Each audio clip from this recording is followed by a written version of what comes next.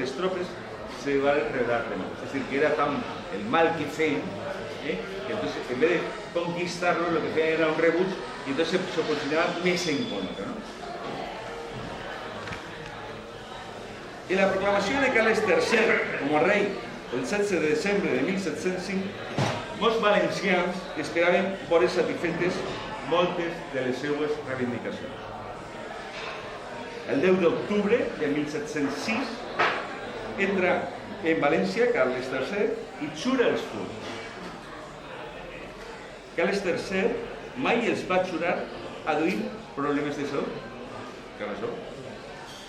Félix V no los había posposat sine dia. Ja ho veurem. No es van convocar cors feia 60 anys.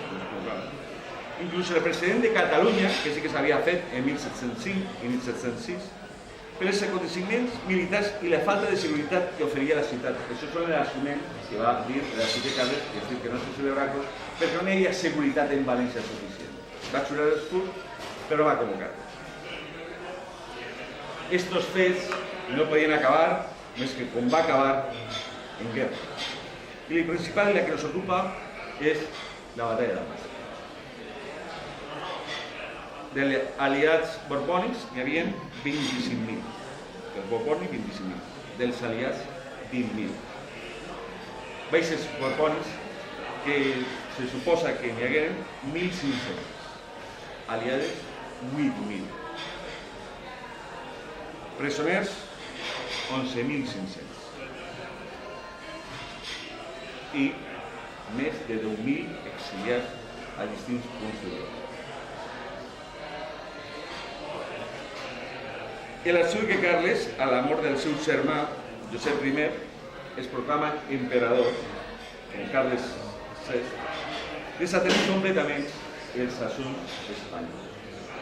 És dir, que moltes vegades, després incidirem en això, estem fent de l'arxiduque Carles un gran home i tal qual.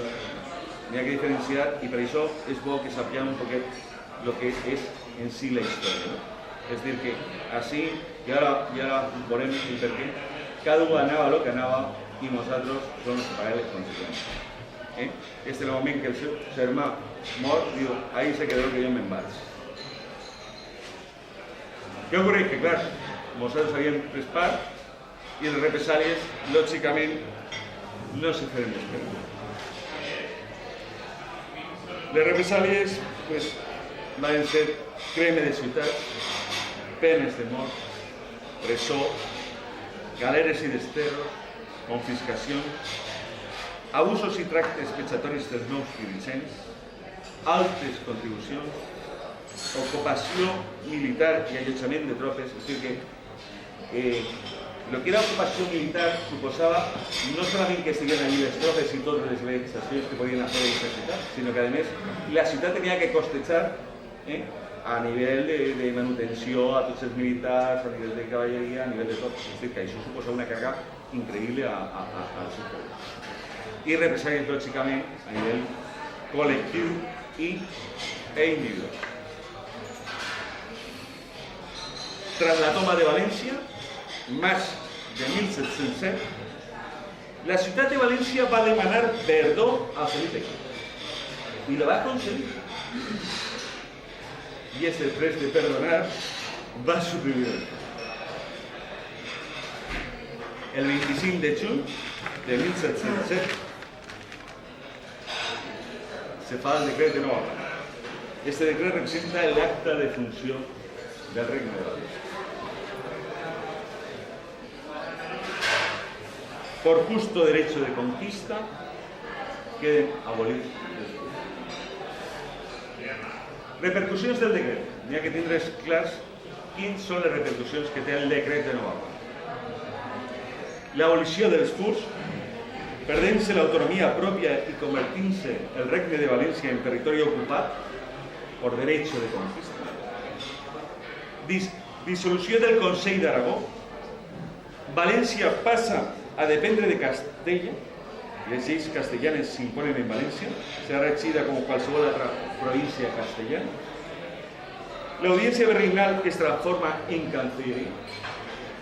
Es pretenen desfer totes les institucions del Regne de València, Corts, Generalitat, Ajuntaments forals.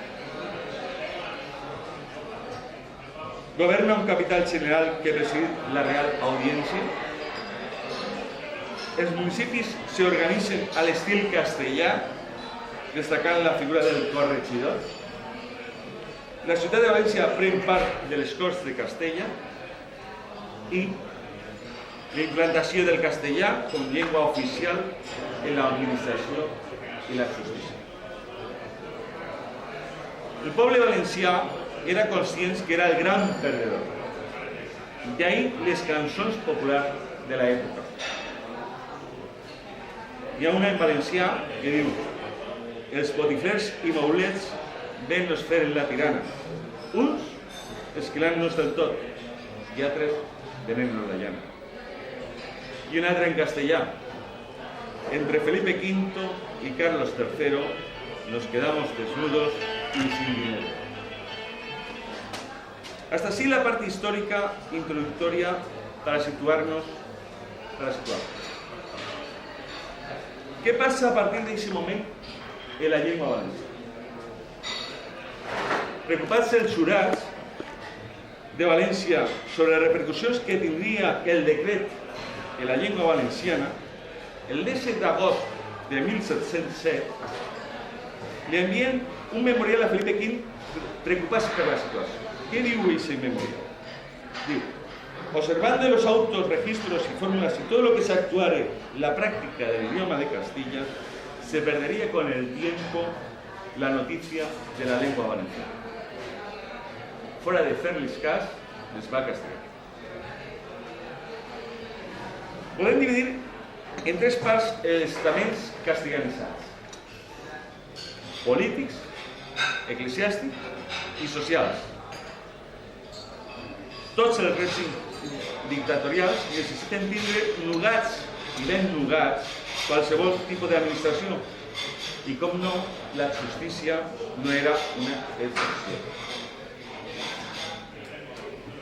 El 3 de octubre de 1707, en el llibre del Real Acuerdo, diu: en dicho día dijeron que para fácil expedición de los pleitos y mayor satisfacción de las partes, en atención a los pleitos situados en lengua valenciana, que por lo regular no lo atienden los relatores de Castilla, y razón que se ponga bien en la sustancia y términos que ellos acordaron, y mandaron que siempre sucede entregarse pleitos actuados en lengua valenciana a un relator en castellano. Es decir, que para toda cuestión que siga de la justicia, ni había que tindre un relator en llengua castellana que donase fe lo que s'estava. Això a nivell polític. A nivell eclesiàstic és pitjor.